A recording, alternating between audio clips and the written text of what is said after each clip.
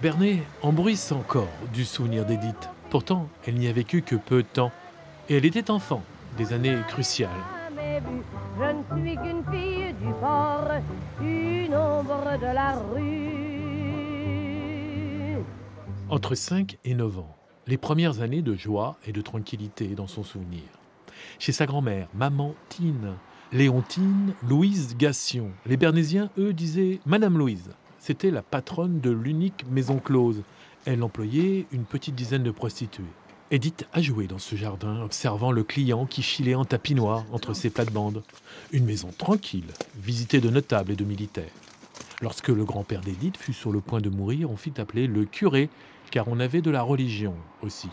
Embarras de notre digne curé, qui, pour pouvoir venir à la maison close, demande à deux Bernéiens de l'époque, qui étaient M. Rousseau et M. Frézel, de bien vouloir l'accompagner jusqu'à la dite maison. Quelle ne fut pas leur surprise de trouver toutes les pensionnaires nantis d'un chapelet et le récitant en chœur avec leur patronne. Pour les remercier, la grand-mère voulait leur payer le champagne. Chantal Ménil n'était pas née lorsque son père a soigné Édith pour sa maladie des yeux.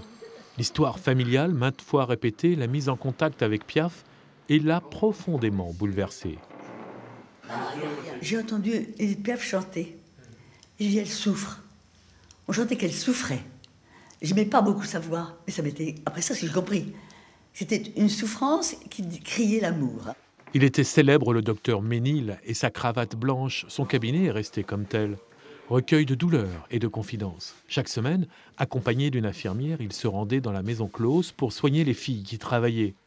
Un jour, on lui présenta une petite fille qui vivait ici. C'était Édith.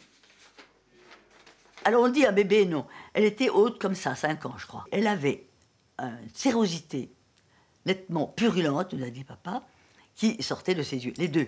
Non, rien de rien. C'est un pèlerinage à Lisieux qui serait venu à bout de la maladie d'Édith. Et Édith Piaf a toujours gardé une profonde reconnaissance à sa très lointaine cousine Thérèse Martin, Sainte Thérèse.